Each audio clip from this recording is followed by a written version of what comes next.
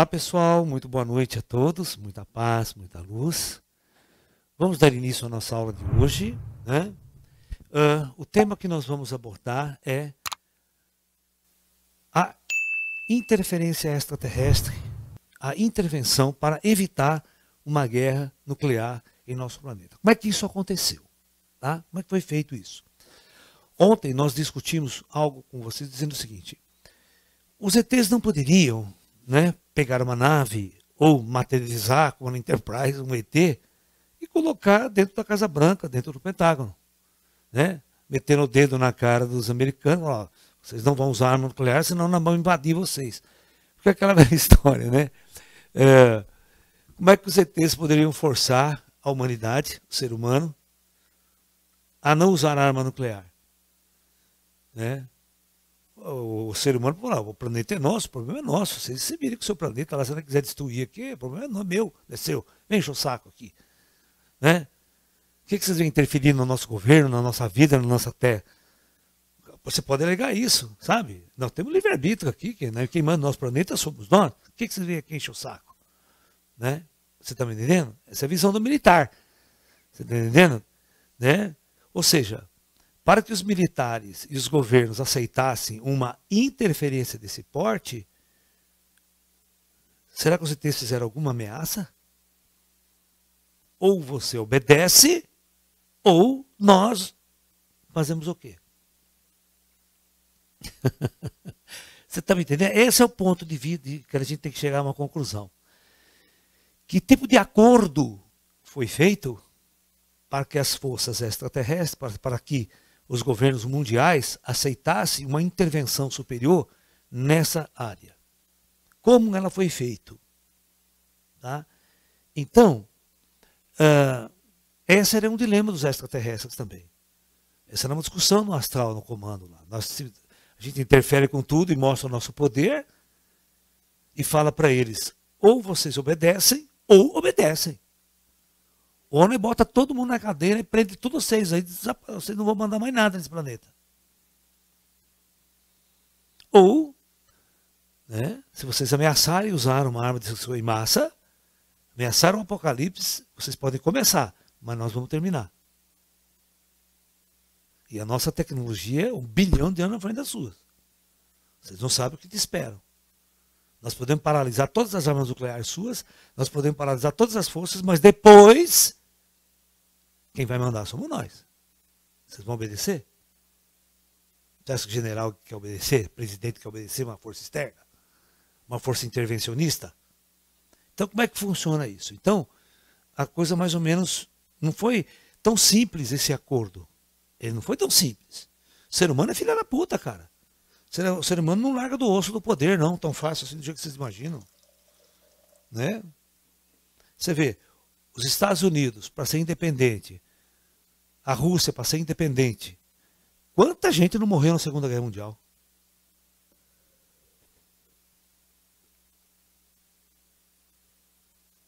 Certo?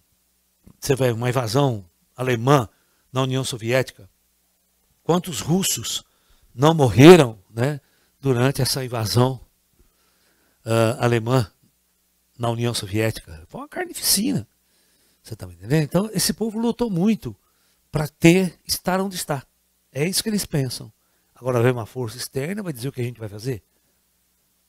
Então, vocês estão pensando que, de um ponto de vista, né, a gente, como que essa vai chegar e vai impor? Ninguém vai obedecer. Eles vão achar que vocês estão escravizando a raça humana, forçando a raça humana a fazer algo que eles não, que é escravidão. Eu vou ficar escravo dos ETs agora. Eu não vou ter mais meu livre-arbítrio, não vou poder governar o nosso planeta.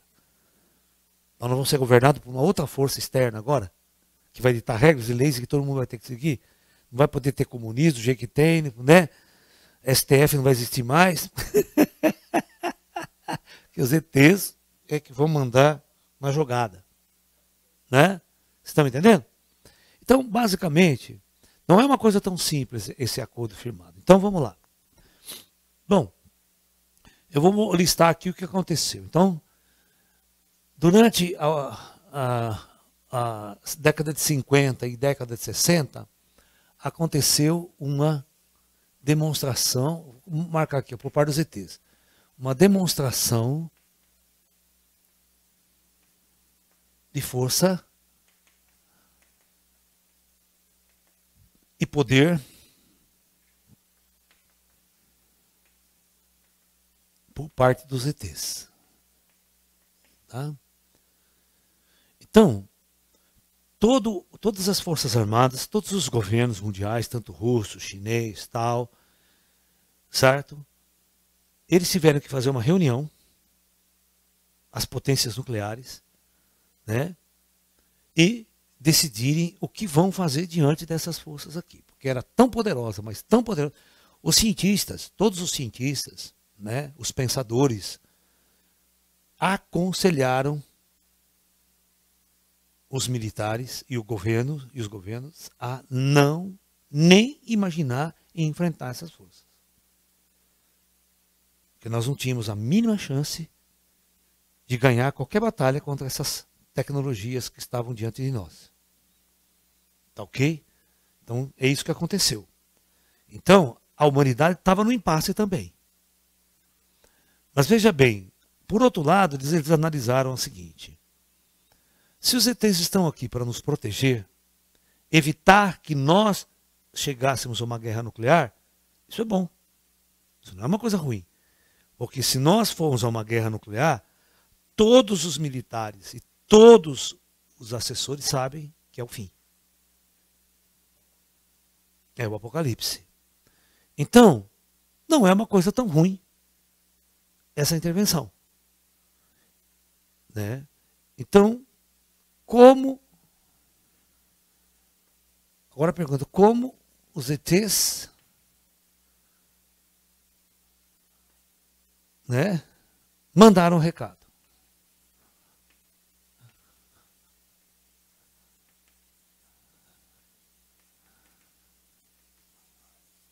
Como isso aconteceu? Porque veja bem, eu quero dizer uma coisa para vocês. Eles não poderiam descer com uma nave lá numa base militar americana, numa base russa, numa base militar chinesa, ir lá e manter um diálogo, manter um contato. Pelo que eu falei ontem para vocês.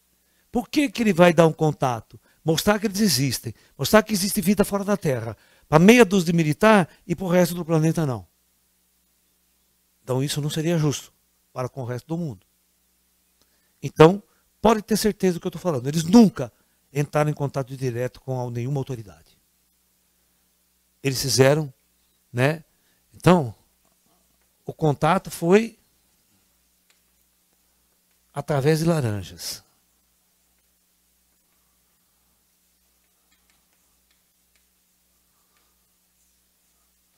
Sei? O que é um laranja? Eu vou explicar. Vamos supor que os ETs fazem o seguinte: eles não vão entrar em contato com o militar. Ele entra em contato comigo, com o Laércio, e eu vou ser o porta-voz dos ETs para levar a mensagem para os militares. Então é uma forma indireta. Você está me entendendo? Então, nos Estados Unidos, isso foi feito na União Soviética, isso foi feito na China, isso foi feito em várias partes do mundo. Tá? Das potências nucleares da época. Né? Nos Estados Unidos, tinha um cara, na verdade eram dois caras. Um é o Van Panten, né? Aquele que tinha contato com o Astar Sheran, lembra? O primeiro contato ao Astar Sheran é e o George Adamski. É o George Adamski.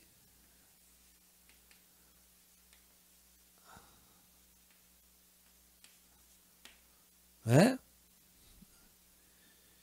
E o Van Patten, parece que, como é que chama isso? Procurei. É o contratado do Astar Sheran, o primeiro lá. Esqueci o primeiro nome dele.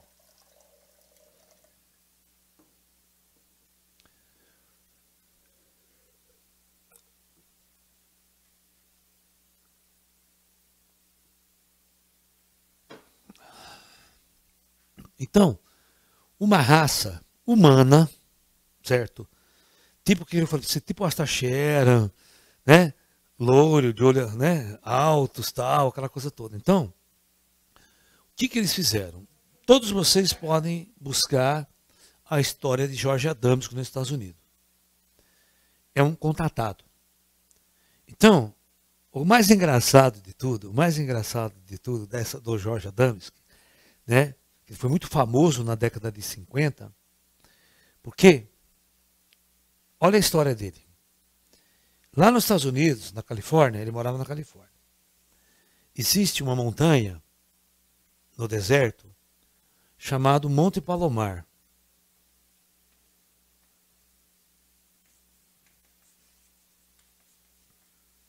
Tá?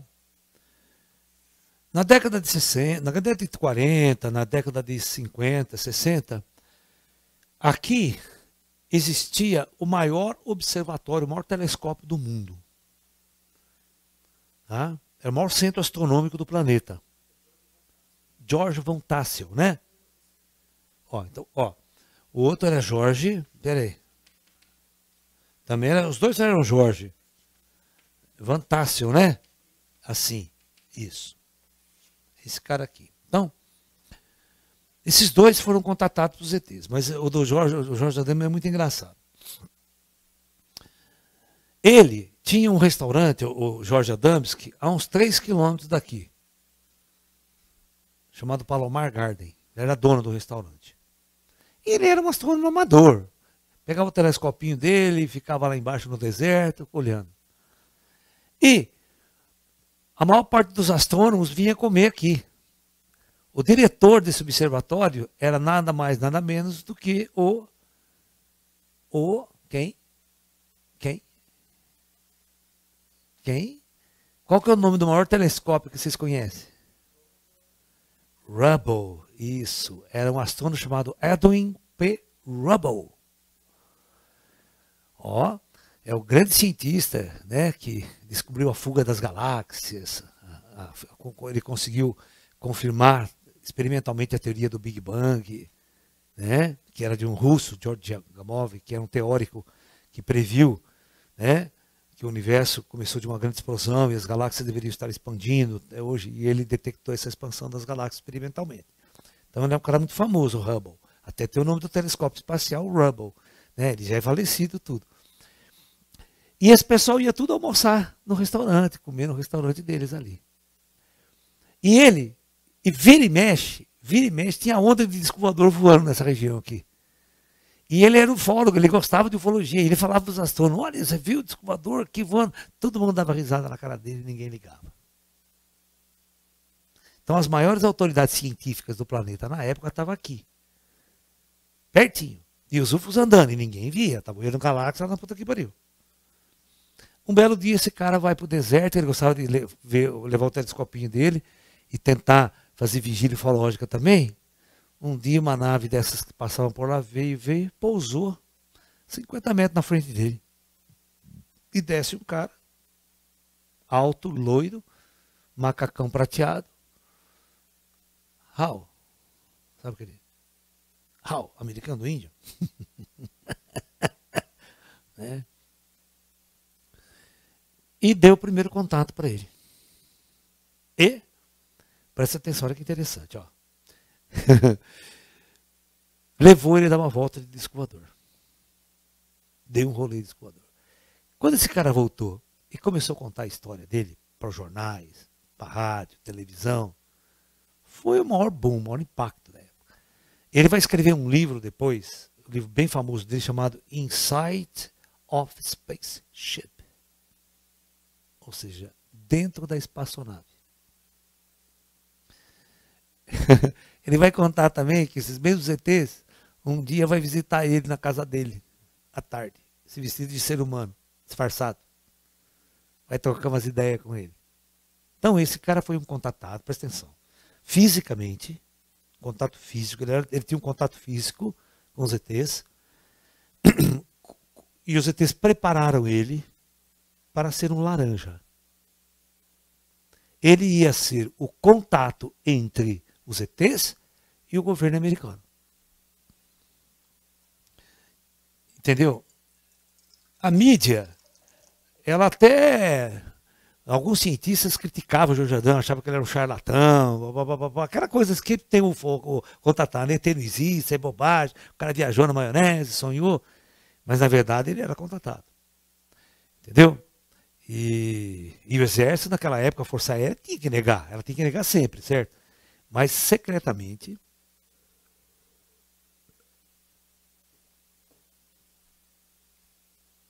o que os ETs fizeram para o governo americano acreditar que ele era um contatado, ele era o porta-voz dos ETs? Mandaram através do George Adams material extraterrestre. Falou, leva para ele analisar, ver se tem alguma coisa na Terra igual.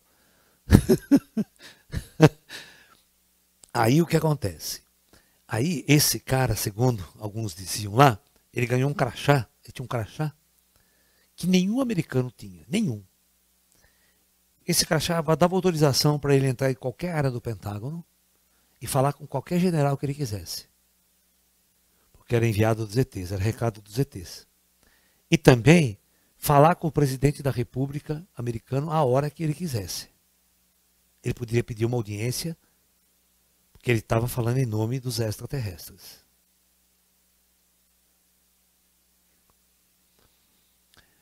E, da mesma forma, teve laranja na Rússia, teve laranja na China e teve laranja em outros lugares.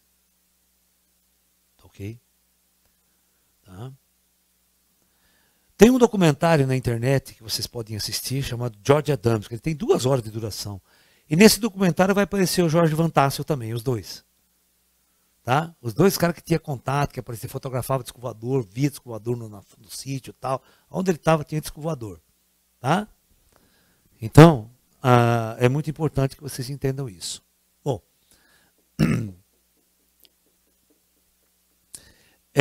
o George Adams chegou a fotografar a nave. Né, a nave do ET, de pertinho. Né? A nave Vênus. O mais engraçado de tudo é que ele falava que que esses ETs vieram de Vênus. Eram venusianos. Tá? Aí você sabe uma coisa muito interessante. Como que os ETs tratavam o ser humano naquela época? Não tinha condição de falar o que eu estou falando hoje. E outra, era um contato físico, não tem nada espiritual, tal, na jogada. Né? E outra, ninguém conhecia absolutamente nada além do sistema solar. Naquela época, nem os astrônomos. Então não adianta falar, eu vim de tal estrela, tal lugar, tal lugar, tal lugar. Não quer dizer nada. Era mentira do mesmo jeito. Então mentir por mentir, vem de Vênus. Então, mas está mais na cabeça das pessoas. É mais bonitinho, Vênus brilhante aí no céu e tal. Né? Esse é o mais engraçado do caso de George Adamski. Tá? Né? Então, este era uma maneira que os ETs tinham para não interferir pessoalmente e diretamente na raça humana. Então ele mostrava poder, tá? Através das naves, aparições, abduções de pessoas, tinha abduções, um monte de coisa, tinha tudo isso aí. Ia aparecer nas bases militares, nas bases nucleares, nos testes nucleares americanos, as naves estavam voando perto, sempre. Sempre. Tá? E isso deixava o Pentágono chocado, né? Com a pulga atrás da orelha. E quando esses caras começaram a mandar recados, né? E o recado central foi: vocês jamais poderão utilizar essas armas nucleares. Se vocês utilizarem essas armas nucleares, nós fazemos parte de uma frota interestelar, que é uma federação unida de planetas, e nós temos autoridade para intervir nesse planeta. Vocês não mandam nesse planeta. Vocês estão usando esse planeta para uma experiência evolutiva. Nós temos poder, capacidade científica e capacidade militar para impedir vocês de fazer qualquer coisa. mas nós gostaríamos de não fazer isso. Nós gostaríamos que você aceitasse esse ultimato e que vocês realmente não utilizassem essas armas de destruição em massa. Se vocês fizerem, começarem a guerra, nós vamos terminá-la para vocês. Aí vocês não vão gostar do que virá. Então, esse foi um ultimato direto a todas as superpotências. E os ETs, praticamente depois que os governos aceitaram isso, eles tiveram que fazer por escrito e mandar para o ET. Que eles aceitaram esse negócio. Os ETs iam ficar observando 24 horas por dia, com tecnologia que eles não imaginavam, cada passo que cada ser humano dava, que cada presidente dava e cada militar dava pelo DJAR. Eles não sabem que tem um DJAR, coitados. Se nós podemos espionar os russos, podemos espionar, imagine a tecnologia dos caras, o que não pode espionar a gente, né? Então, nós estaríamos sob intervenção extraterrestre, porém, a intervenção no sentido de não utilizar a arma nuclear. O resto você pode fazer. Você quer continuar com suas guerrinhas aí, suas revoluçõezinhas, com armas convencionais, que não vai ameaçar o planeta, nem vai ameaçar a civilização, aí são seus conflitos normais. Mas nada de ameaçar a civilização como um todo. Jogar uma bomba, por exemplo, numa cidade, que vai matar criança, mulher, todo mundo, que não tem nada a ver com a encrenca de meia dúzia de políticos. Certo? Porque todas as guerras são feitas por meia dúzia de políticos, filha da puta. Eles que levam toda a civilização à guerra. Arrogante, sabe? Que estão lá na cúpula. Nunca foi eleito, sempre foi pessoa filha da puta que entrou pela força, pela ditadura e aquelas coisas todas. Na Rússia foi assim. Né? Na Alemanha, como é que o partido nazista subiu? Matando todo mundo, fazendo maior merda lá para assumir o poder.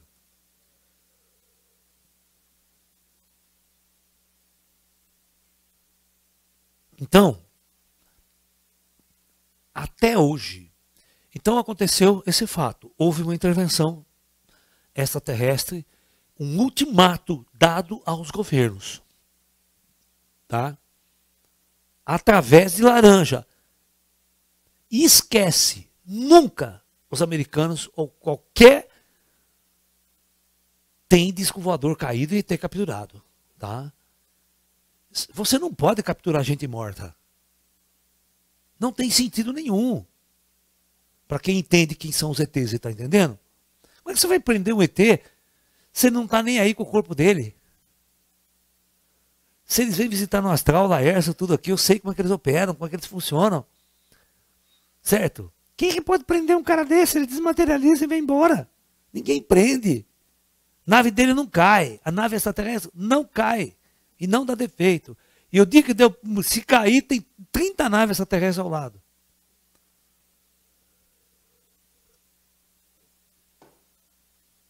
Antes de qualquer força aérea, sabe? Jamais os ETs deixariam na mão dos terráqueos uma nave extraterrestre. Primeiro que eles não vão saber o que fazer. Porque mesmo que você dá um notebook para o índio da floresta amazônica, né? Sem bateria. Não vai fazer funcionar nunca, nem sabe para que serve. Né? Entendeu? Então, basicamente, a nossa civilização ela está com esse problema. Nesse ponto, nós chegamos nesse ponto. Então, em 1969, olha que interessante, já estava consolidado essas regras.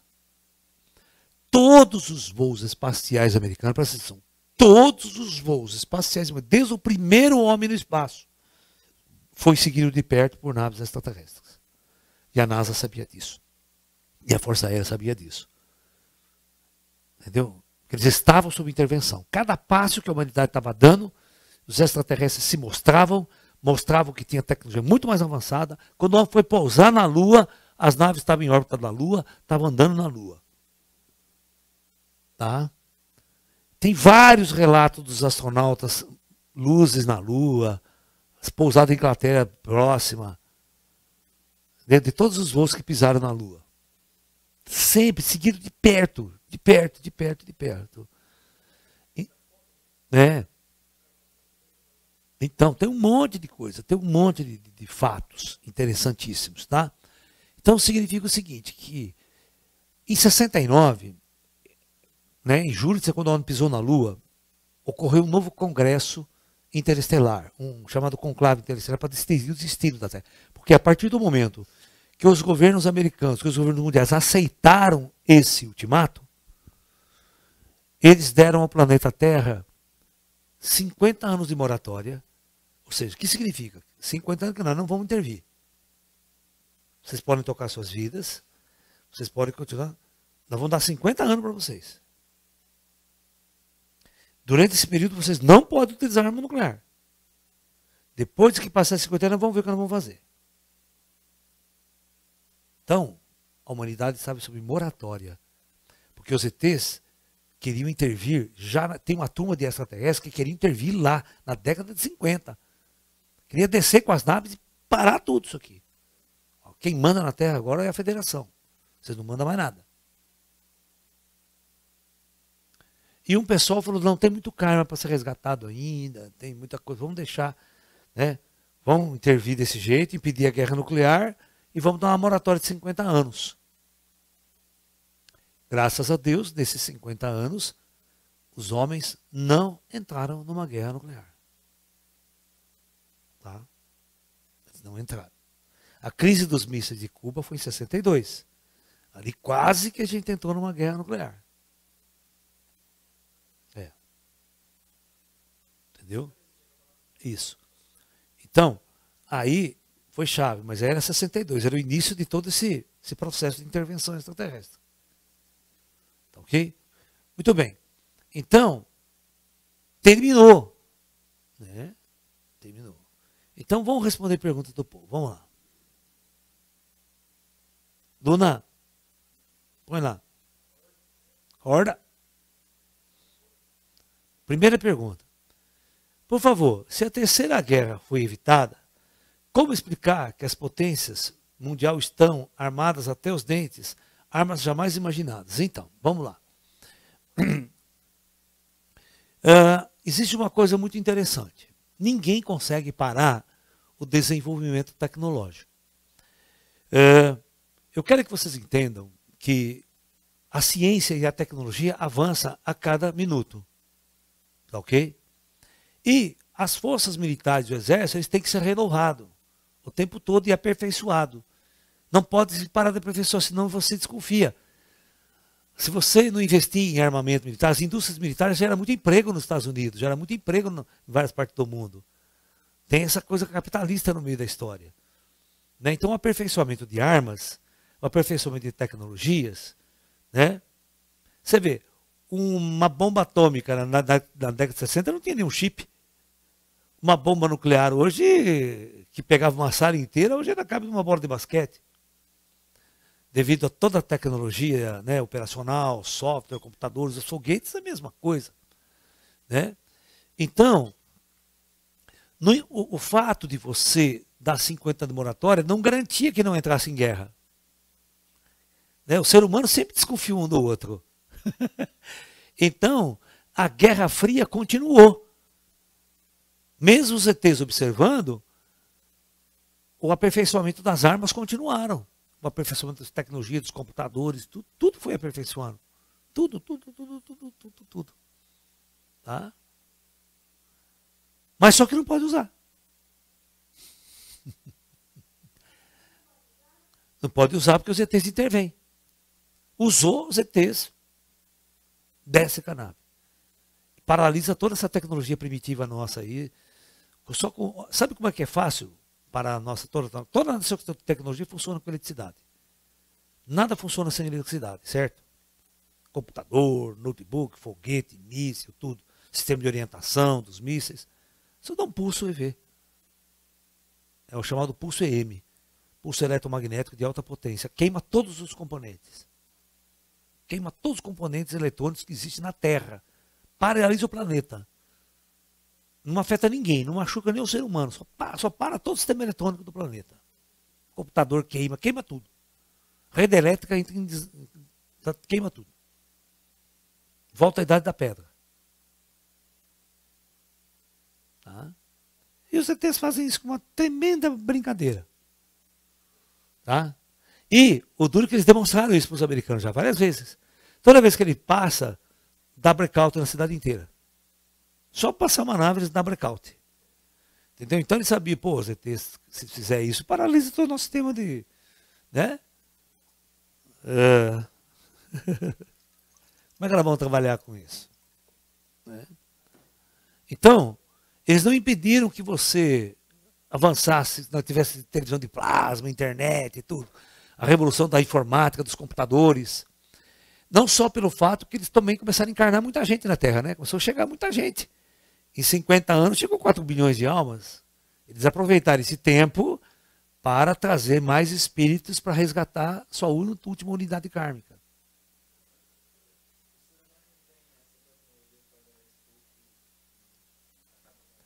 Tem. Eles estão construindo um tipo de uma bomba de EM para destruir satélite. Eles explodem essa bomba no espaço, queimam todo o satélite que está lá. Para a internet, para tudo. Para a comunicação. Né? É uma tecnologia e também serve para variar cidades também. Mas não adianta. Porque, veja bem, hoje em dia funciona o seguinte.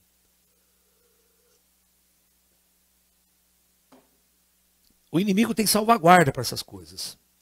Certo? Você pode destruir muita rede, mas você não destrói o submarino, que tem as armas nucleares mais sofisticadas e é escondido. Então o que acontece? Acontece que o seu inimigo vai retalhar nuclearmente. Você pode jogar uma bomba IM, não destrói nada, só a rede elétrica. Mas daí eu pego e lanço um míssil de verdade no você. Acaba com sua cidade e queima ela inteira. Entendeu? É a mesma coisa, você usar uma arma química, uma arma biológica. Não adianta, os caras vão retalhar com a arma nuclear. Então, o negócio é não fazer a guerra. Não ameaçar o inimigo em hipótese alguma. Certo? Então, esse é o problema, né? Todo mundo sabia que estava contra a parede de duas maneiras. O mundo está contra a parede. Né? O cara tinha dois problemas. O mundo tinha dois problemas agora. Se eu for para a guerra nuclear, eu destruo o planeta. E eu me destruo também. Não há vencedores numa guerra nuclear. Então, por que fazer uma guerra nuclear se não há vencedores? Tá? Segundo, se eu fizer a guerra nuclear, os ETs estão na minha cola. E agora, o que eu faço? É duplamente fodido, vamos dizer assim. Né? Ou seja, duplamente, né? Dois motivos para não fazer a guerra. Né? As grandes potências sabem que os ETs existem e que evitam guerras nucleares. Será que eles testam os limites para ver até onde podem ir para escravizar e destruir o planeta? Olha, depois da arma nuclear, depois da chegada dos ETs, tudo mudou. Eles não agem mais da forma como vocês podem imaginar que eles agiriam sem os ETs. Tá? Os ETs é a pedra no sapato das superpotências. Né? Eles morrem de medo dos ETs. Tá? Eles morrem de medo. Os extraterrestres se tornaram uma espécie de polícia interplanetária. É um policiamento para evitar que civilizações se autodestruam. Entendeu? Tá? E sem contar que nós não sabemos que nós somos uma experiência deles. Quem está no comando de verdade sempre foram eles. Eles só deram uma cordinha para a gente aqui, você está entendendo? Sabe dar aquela corda? Vocês acham que estão livres, vocês acham que tem livre-arbítrio, mas quem manda somos nós. Certo? Eu posso chegar e soltar você, né? No meio de um campo e tal, mas eu estou observando, estou olhando você, eu ponho a comida para você, eu ponho, sabe aquela coisa? É que o animal ele acha que está livre, mas não está. Entendeu? Você vê essa pandemia. Essa pandemia jogou a humanidade contra a parede. Né? E se vier algo muito mais grave? Mais letal? Né? Bom, por que os ETs permitiram a descoberta das armas escalares? Imagino que a China vai ser atacada, pois será a maior potência do mundo com uma política altamente alienadora. Não vai ser atacada, porque ela tem armas nucleares até o dente. A China tem bomba H. A China está com uma tecnologia equiparada aos americanos já. Entendeu? Hoje em dia, né, as tecnologias, as superpotências que têm muito dinheiro, né, e muito cérebro, elas desenvolvem sozinhas as coisas. Você vê, a Coreia do Norte, cara, quem podia achar que a Coreia do Norte desenvolveu um míssil intercontinental, uma bomba nuclear, e o Brasil não consegue nem mandar um míssil nem para o quintal da minha casa? O Brasil, livre, tudo, foguete nosso, peido e cai no chão lá. E os coreanos, escravo, fechado, tal, manda míssil. Se botar, já põe na lua. Você está entendendo? A Índia põe foguete no espaço, cara. A Índia põe satélite. Nós não põe. Nós não tem nenhum foguete lançador. Você está entendendo? Então, todas essas coisas,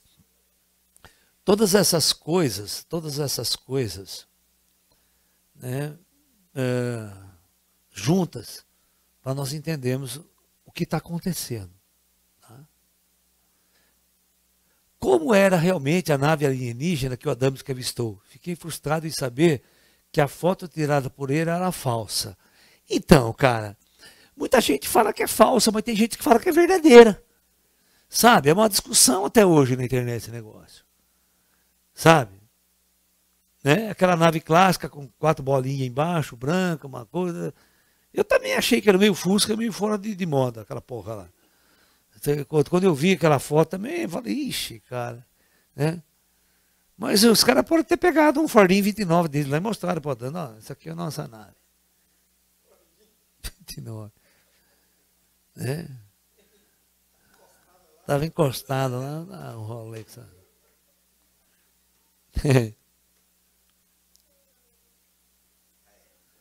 Então,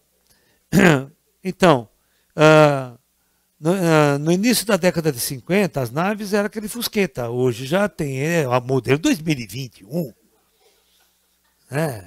Certo? Não é mais aquele modelinho da década de 50. O quê? Não, vai trazer uma nave de 300 metros pro cara, o cara pira. Mas o problema é que tiveram muitas naves grandes. Nós tivemos, o problema é o seguinte, existe muitos, você que perguntou, né? Como realmente é a nave ET? Elas têm somente formas ovaladas e não de pires? Então, nós temos um cabedal aí na casuística ufológica mundial, né? Umas dezenas de formatos de naves extraterrestres. Deixa eu explicar para você. A primeira que apareceu lá, que o Adamski, que o Mentor lá falou, foi aquela em forma de pires, que é um dos formatos clássicos que todo filme americano, né, fez igual depois, né? Todo filminho americano, né, tem ela. Lembra daquele filme Os Invasores, aquele seriado? Eles chegaram com a cartinha de dedinho torto, né, tudo se disfarçava de humano. Lembra dos Invasores? Pô, legal. Até a Nicole Kidman fez Os Invasores aí de novo, não foi? Com ela? Não, ou não é com a Nicole Kidman, teve Os Invasores modernos aí. Os Invasores eram um seriado da década de 60, né? Que um cara vê uma nave extraterrestre pousar, e os ETs são um tipo de um reptiliano que depois eles constroem, usam um corpo biológico parecido com o humano e se infiltra conosco aqui, começa a infiltrar o governo, começa a infiltrar tudo, certo? E ele é o cara que descobre e vai atrás dos invasores. O filme inteiro é ele correndo atrás dos invasores, para evitar que eles dominem a Terra. É legal pra caramba. Naquela época todo mundo ficava com medo, era um filme de terror, todo mundo tinha medo de ET.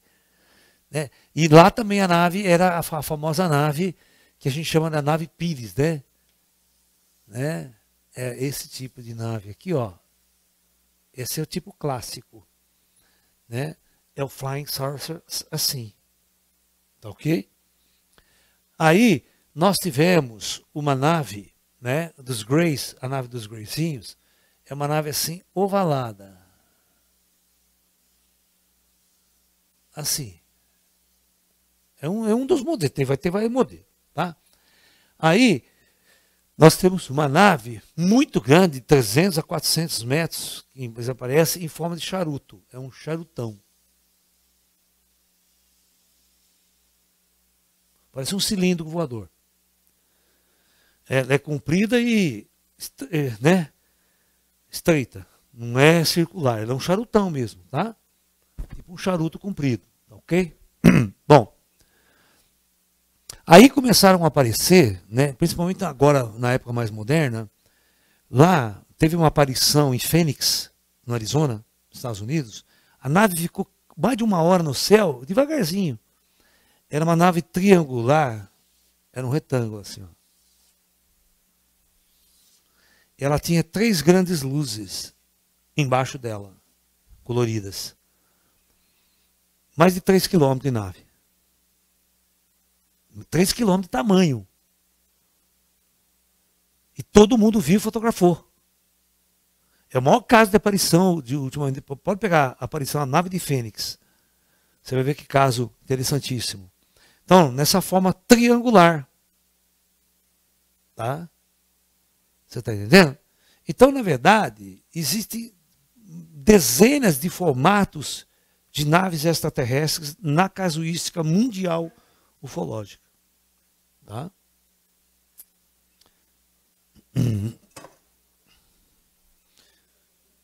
Dá para gente uma ideia de como funciona essa tecnologia de monitoramento.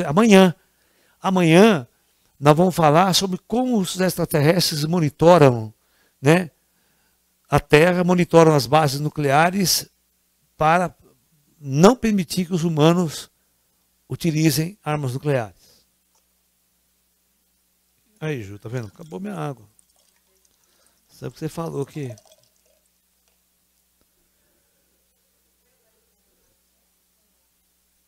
Foi em Fênix, no Arizona. Fênix é uma cidade. Isso. É.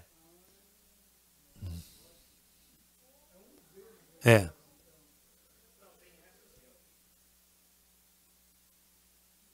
Vê, tem mais aí.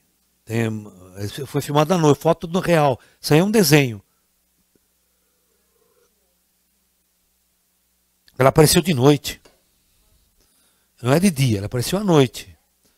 Deixa eu ver. Hã? Isso. Elas são. Não. Essa aí é tudo montagem. A foto real, os caras só veem as luzes dela grande. Não vê o formato dela. Né? Isso. O pessoal só viu isso, ó. Essa já é uma foto real. O cara vê as 3 luzes dela e ela andava junto. É uma nave, né? Não precisa, o pessoal faz pesquisa na internet, aí o pessoal acha. Hã? O que foi? Ah, quando eu começar a ir, usa outra, filha. Quando eu saio dessa primeira, você usa outra, que tem campo mais aberto. Bom, os ETs podem vir a interferir novamente para evitar uma próxima guerra mundial, pois até agora o ser humano não evoluiu para se iluminar. E não vai se iluminar, cara. Pode esquecer, o ser humano não está aqui para se iluminar. Ele não veio na Terra para se iluminar. Ele veio na Terra para se lascar. Né? Para comer o pão que o diabo amassou. Né? Até Jesus se lascou, né? Por que vocês vieram aqui? Jesus veio aqui para quê? Veio para se lascar. Né? No bom sentido, né? Você está entendendo? Ele veio para resolver o problema e se lascou. Né? Acabou, foi arrumando pepino para a cabeça. Né? Torturaram o bicho, crucificaram o cara, né? Você está entendendo? Então, o problema é esse. O problema é que nós estamos com uma raça nossa muito primitiva. Nossa raça é uma raça primitiva. Nós somos seres humanos primitivos. Né? Então, nós devemos ter consciência de o que na verdade nós somos. O grande mistério de tudo isso daí é que os militares não sabem de nada. O pessoal americano acha que o extraterrestre é um ser material, né? É um ser 100% material. Eu falo para vocês, nunca vocês vão deixar de entender o fenômeno extraterrestre se você não entender vida após a morte. né? Todos vocês precisam entender, coisa que os militares não entendem, que os extraterrestres são seres que já estão mortos. Vamos lá, bem, vamos para o É isso que a maioria dos militares não entende. Você está lidando, presta bem, além de você estar lidando, presta atenção, com uma das tecnologias mais avançadas da galáxia, que é uma tecnologia bilhões de anos na frente de tudo que vocês já viram. Bilhões. Não há condição de enfrentar militarmente os extraterrestres. Outra, eles estão mortos. Como é que você vai enfrentar gente morta? Então, isso deixa os americanos, que eles estão lidando com fantasmas. Eles estão lidando com fantasmas. Desde, eu mostrei ontem para vocês da Segunda Guerra Mundial, que os discos voadores são fantasmas. Os full fighters.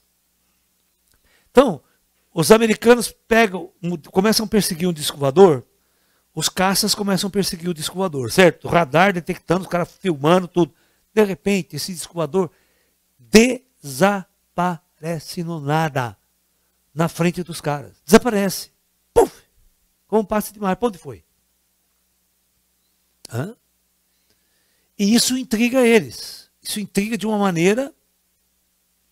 E eles estão com caça deles na F-18, maior velocidade, Mach 3, Mach 2, né? De repente, vai em Mach 30, 40, 50 em questão de segundo. Eles nunca viram um negócio desse. Ele vai perseguir um treco desse? De que jeito? Não tem arma nossa para acertar um objeto desse. Sacou? Durante a década de 60, eles meteram bala nos discos voadores. Na década de 50, o projeto Blue Buffalo, os caras atiraram, não vai acontecer nada. Você está atirando em gente morta, vai matar gente morta. As tecnologias dos caras é muito diferente. Você não consegue atingir eles com nossas armas. Eles têm campo de força. Sabe? Eles têm aquela que a nave do Spock tinha lá, sabe? Tem os escudos, os defletores, escudos defletores. Para tirar que a bola desvia. O cara, você tem que prestar atenção, uma coisa muito importante você tem que ter na cabeça.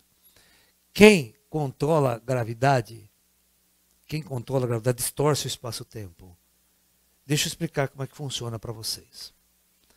Só para vocês entenderem uma coisinha de nada. Né? E vocês vão entender com o que vocês estão lidando. Né? Muito bem. Como é que um disco voador para no céu? Não tem turbina, não tem barulho, não tem ruído, não tem nada. Então, a única coisa que eles fazem, está lá o disquinho voador, presta atenção. Eles anulam o campo gravitacional aqui embaixo. Anular o campo gravitacional significa causar uma distorção no espaço-tempo. Distorção no espaço-tempo. Bom, se eu lançar um míssil, presta atenção, se você dá um tiro de bala de revólver ou lançar um míssil, o míssil, ele segue a linha do espaço-tempo.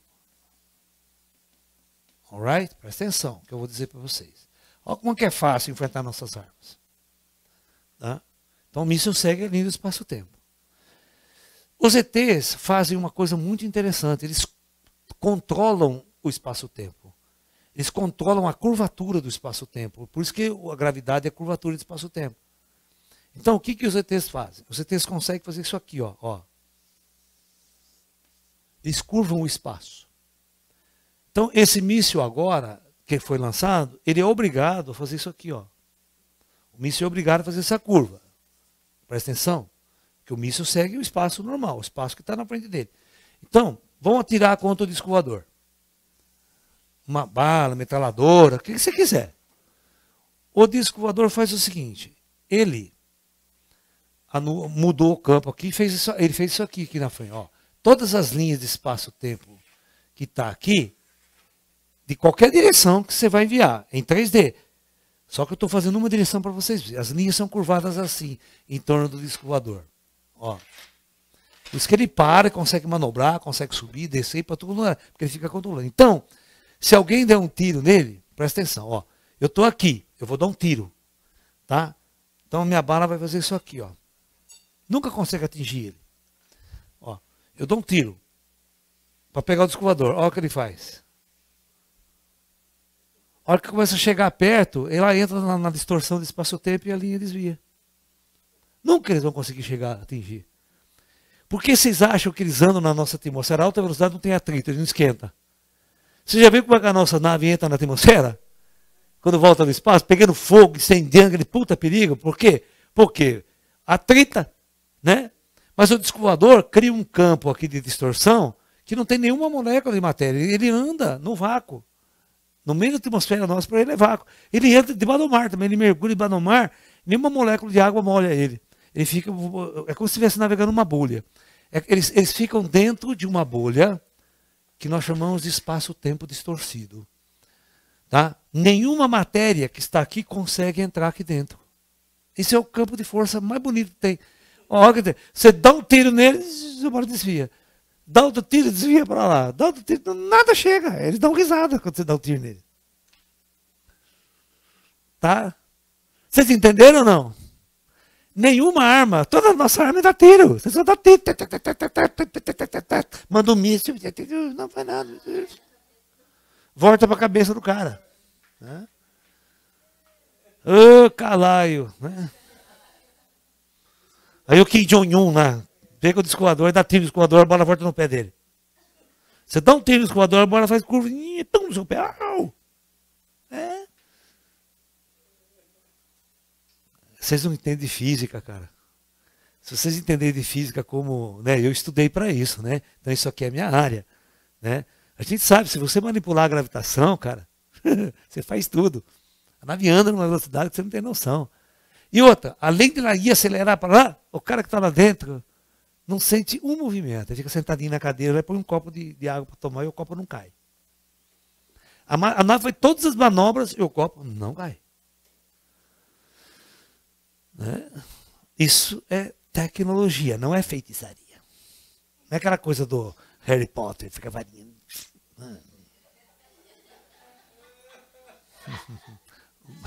O manto da invisibilidade do Harry Potter. É uma bobagem do cacete aquele Harry Potter. Só para inglês ver mesmo aquela bosta. Cara, eu não consigo assistir esses filmes. Sabe quando o filme não te convence? Ele é uma chatice do começo ao fim? Tem ar dentro da nave, se eles andam no vácuo, dentro da nave não é vácuo, né, meu filho? Fora da nave é vácuo. Né? Calaio, como diz o astronauta quando vai para a Lua, lá fora é um vácuo do cacete, mas dentro da nave tem uma atmosfera, né? De pressão, oxigênio, nitrogênio. Você vê que os astronautas têm um capacete dentro da nave, que eu estou respirando uma boa, né? A ISS também. Eles não ficam com capacete dentro da nave. Né? Os ET ficam tomando chá, né? Gravidade. Os ETs têm uma coisa que nós não temos. Os ETs têm uma coisa que nós não temos. Gravidade. Certo? Né? Você vê, e a Enterprise do Spock? Por que todo mundo fica andando na nave lá? Tem gravidade normal na nave. Porque eles controlam, faz gravidade artificial no meio do espaço, por distorção. Que se ele faz o VARP, é isso que você tem que entender. Se ele faz o VARP, a dobra espacial, para a nave viajar em alta velocidade, ele consegue criar gravidade artificial, porque o processo é o mesmo. Por isso que eles ficam tudo em pezinho dentro da nave, no meio do espaço, longe de planetas, com gravidade artificial. E outra, o que é? Todo mundo sabe, quem estudou já a teoria da gravidade de Einstein, que um campo de aceleração inercial é equivalente a um campo gravitacional. Então, se eu acelerar minha nave, pela inércia eu vou para trás, não vou? Daquele puta, eu vou precisar daquele G, 20G, 30G, meu corpo não aguenta, eu morro. Então, eu não posso sentir esse G inverso. Então, se eu estou acelerando para frente 10G, eu, na inércia, sinto 10G para trás. Então tem que ter uma coisa que eles chamam na nave lá de neutralizador de inércia. Tem que se criar um campo contrário, uma distorção no espaço dentro da nave. Toda a nave tem distorção.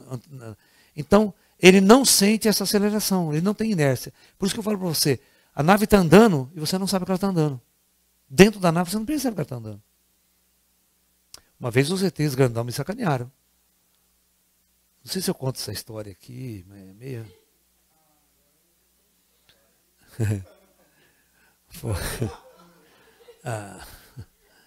Eles zoaram comigo, tiraram um sarro de mim, né? Eu não posso contar, mas que eles tiraram um sarro de mim. Porque eu estava com eles e falei assim, vocês têm neutralizador de inércia, então eu vou ficar em pé aqui, pode sair com a nave. Ele abriu a horizonte lá fora, você vê a horizonte lá fora, né? Você parece que você está numa plataforma, o horizonte está aberto. Aí, você não sente nada mesmo, pode mexer nada, só que ele sacaneou, ele fez assim, ó. Quando ele balançou a nave, o horizonte lá fora, quando o horizonte lá fora mexeu, eu perdi a noção de espaço-tempo e caí. Poxa. Mas não porque a nave me derrubou, porque a minha cabeça, eu fiquei zonzo e caí.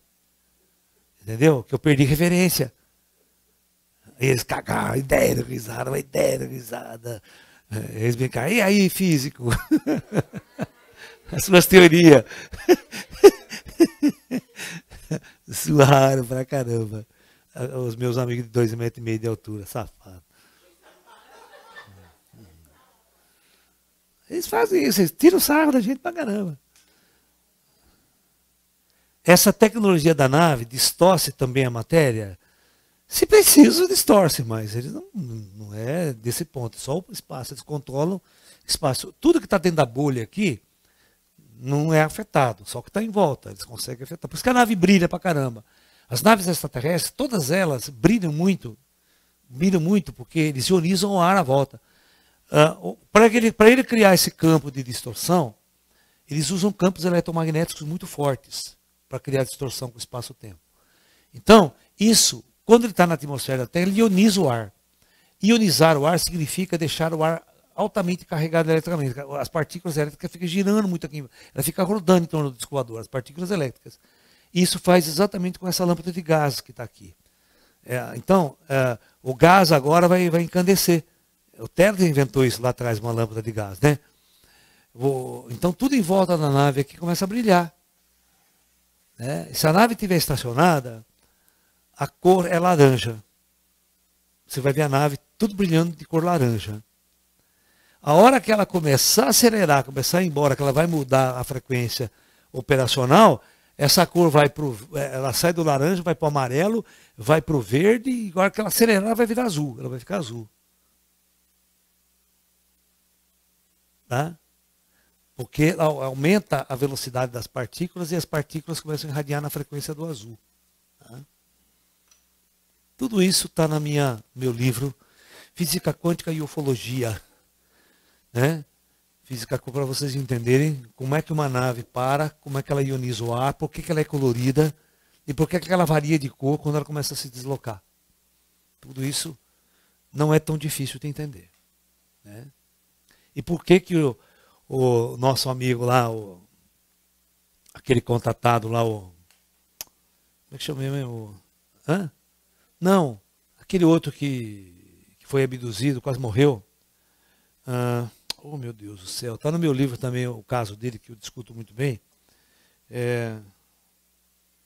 Fugiu o nome dele agora da cabeça. Não, o americano lá, lenhador lá, que ficou 5 dias dentro de uma espaçonave, depois você trouxe ele de volta. Travis Walton. O Travis Walton cometeu uma das maiores cagadas que você pode cometer quando você avista um disco voador.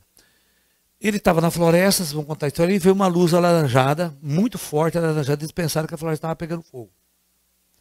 E quando eles se aproximaram, tinha uma nave dessa estacionada a uns 30 metros de altura. Então ela não estava pousada. Se ela não está pousada, para ela ficar parada, o que ela tem que fazer? Ela tem que estar ligada. Todos os motores. Então, por que ela estava brilhando laranja? Porque todo o campo estava ionizado. Ela estava brilhando. Né? Que é o sistema de propulsão da nave, de estabilização. E ele foi chegando perto. Ele foi chegando perto da nave. Não pode. Você não pode chegar perto da nave, caralho. Ali tem um campo de energia que vai dar um show. Aí, quando ele chegou a uma certa distância da nave, né, quando ele entrou praticamente no campo gravitacional zero da nave, ele chegou muito perto, o que aconteceu? Essas partículas eletricamente carregadas que estavam aqui, deu uma descarga elétrica nele. Desceu um raio Mas não foi o ET que atirou nele. Ele não faz isso. Aí o que aconteceu? Ele ficou desacordado. Aí os amigos dele correram, os ET tiveram, vai morrer o cara. Então os ET tiveram que abduzir ele, levar ele para dentro da nave, ficar 3 a 4 dias curando ele, tratando ele para trazer ele de volta vivo. Ele tinha praticamente morrido. Isso é um acidente. Todo indivíduo inteligente não pode se aproximar de uma nave enquanto ela não está pousada. Ela tem que estar desligada. E mesmo se ela estiver pousada, ela estiver funcionando, você não pode tocar nela. Você não pode nem chegar a 3, 4 metros dela. Porque ela tem um campo de energia muito forte. Ela é outra tecnologia operacional. Vocês não podem, vocês não sabem o que vocês estão lidando. Você só entra dentro de uma nave com a seguinte condição. Só chega perto dela, 50 metros de distância, deixa a nave pousar. Fica aqui, não vá até a nave. Espera o ET vir te buscar. A hora que ele sair da nave, vir, porque ele está querendo um contato com você. Aí, ele saiu, a nave está segura, a nave está desligada. Aí você pode ir com ele, daí você entra dentro da nave numa boa. Mas jamais, ai, que linda, estou chegando perto, que bonitinha aquela janelinha. Se for, tá? Vai ver o que acontece, Juju. Ai. Eu sei todas essas coisas, cara. Eu sei todos esses detalhes, né? Porque eu sou um físico, os ET me passaram todas as dicas. Né? Vai voar chocolate para todo quanto é lado, viu? Se a Ju entrar aqui, é chocolate para todo lado. Mulher movida a chocolate? Você quer o quê? Perfeito, então? Então amanhã nós continuamos com esta nossa discussão, que é muito legal, né? Muito legal. Esses funcionamentos, as distorções de campo, jamais nenhuma arma extraterrestre consegue nem riscar um disco voador. Nem riscar. Abrir o campo, pode ter qualquer coisa que dá um desvio automático. Tudo se desvia. É muito legal. Sem fazer força nenhuma, fica sentadinho lá dentro. Fica comendo pipoca, vendo o filme. E outra, não adianta ser kamikaze não, viu? Kamikaze também não funciona. Viu, japonês? Kamikaze aqui, vou pegar minha nave, meu avião, jogar contra o disco voador. Então vai acontecer a mesma coisa, a nave desvia e vai embora. Aí você cai lá no mar. Talaio. Banzai! O japonês fala banzai, joga a nave contra kamikaze. Aí não adianta nada, porque a hora que vai bater, faz a curva, cai do outro lado. Não existe tecnologia mais tranquila para enfrentar nossas armas, cara. Porque as nossas armas são todas materiais. Né? Você não tem como furar esse campo aí. Você vê, os escritores dos jornais são tão burros, que é muito engraçado os filmes dele, né? Os escudos dele são uma bosta. Vocês já perceberam?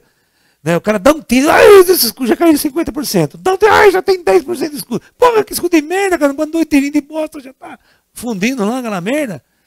Todas as naves extraterrestres, os escudos deles são uma bosta. Tomou 3 tiros, já tá fundindo. Qualquer coisa já tá fundindo. É uma merda. Né? Essa aí eu não quero, essa bosta. Né? Os escudos nunca funcionam, cara. Sempre tá dando efeito. Né? Porque se funcionasse, não tem emoção o filme, né? Não tem, tá queimando, porra, e agora o que eu faço? Tá, saca? Só para dar frescura, porque na verdade os escudos não é assim que funciona. Uma vez, é muito engraçado, sabe o Michio Kaku, o japonês? Ele foi numa convenção dos Trek, né? Isso aí tá no site, no Science lá, né? Discovery Science. E ele tinha que bolar como físico todas as coisas que a Enterprise tem que bolar um campo de força, tinha que bolar dobra espacial, tem que bolar uma série de coisas, né? Mas jamais ele imaginou que o campo de força tem que ser distorção do espaço. Ele ficou tentando imaginar, puta merda lá. Ele falou, Michio Kaku, pelo amor de Deus, né? Não leu o livro do Lalá, pô. Japonês lá. Se lê esse livro do Lalá, vai saber como os caras criam distorção espaço-temporal. Qualquer tiro que você dá, desvia danado, não vai bater, não choca, ela fica dentro de uma bolha. Ela fica numa bolha fora do espaço-tempo convencional. Tudo de volta distorcido. Né? Tá bom então, pessoal. Então amanhã a gente volta. Namastê. Muita luz a todos.